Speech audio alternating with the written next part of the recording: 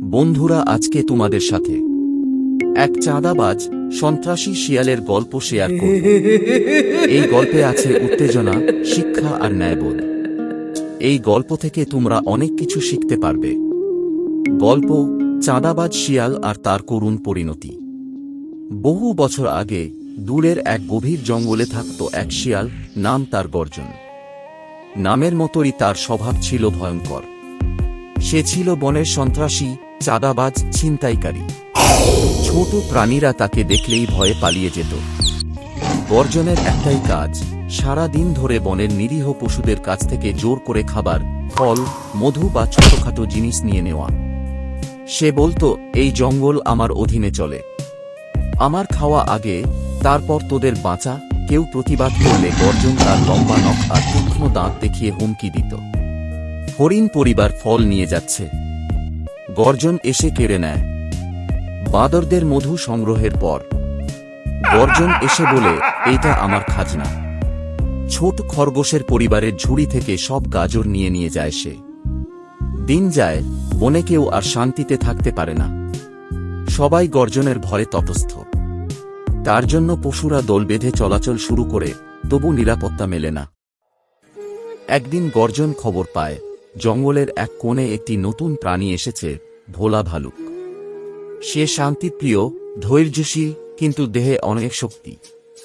গর্জন ভাবে, নতুন কেউ এলেই তো চাঁদা দিতে হয়। সে ভোলা ভালুকের কাছে যায়, চোখ রাঙিয়ে বলে, এই জঙ্গলে থাকতে চাইলে আমার নিয়ম মানতে হবে। এখনই একটা মধুর হাঁড়ি দিয়ে দে। ভোলা ভালুক মাথা নিচু করে বলে, আমি কারো ক্ষতি করতে আসিনি ভাই, নিজের জন্য শুধু একটু আশ্রয় খুঁজি, দয়া করে আমাকে ছেড়ে দাও। কিন্তু গর্জন শোনে না। সে ভালুকের খাবারের ঝুড়ি ছিনিয়ে নিতে চায়। তখন ভালুক ধীরে ধীরে উঠে দাঁড়ায়। ভোলার চোখ জ্বলজ্বল করে ওঠে। সে বলে, শান্তিতে থাকতে চাই, কিন্তু অন্যায় করলে আমি চুপ করে থাকি না। তারপর যা ঘটে সেটা বনে গল্প হয়ে যায়। ভোলা ভালুক গর্জনের লেজ ধরে এক পাক ঘুরিয়ে আছাড় মারে মাটিতে।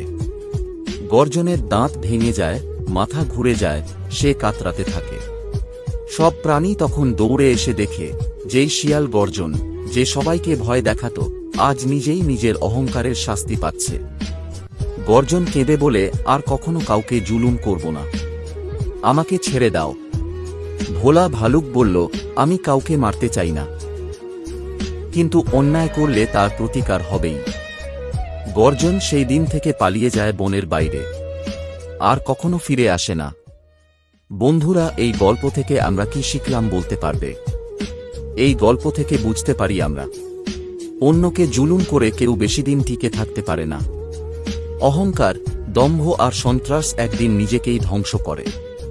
শক্তির ব্যবহার তখনই ভালো যখন তা অন্যায় রোধ করতে হয়। ভয় দেখিয়ে নয়, ভালোবাসা, সহানুভূতি আর ন্যায়বোধ দিয়েই সমাজে টিকে থাকা যায়। বন্ধুরা, এমন সুন্দর একটা গল্পের জন্য তোমরা কি লাইক করবে না? আর শোনো, সাবস্ক্রাইব করো প্লিজ, বেশি বেশি করে শেয়ার করো। আর শোনো, সব সময় আল্লাহর কাছে সাহায্য চাইবা বন্ধুরা। ধন্যবাদ।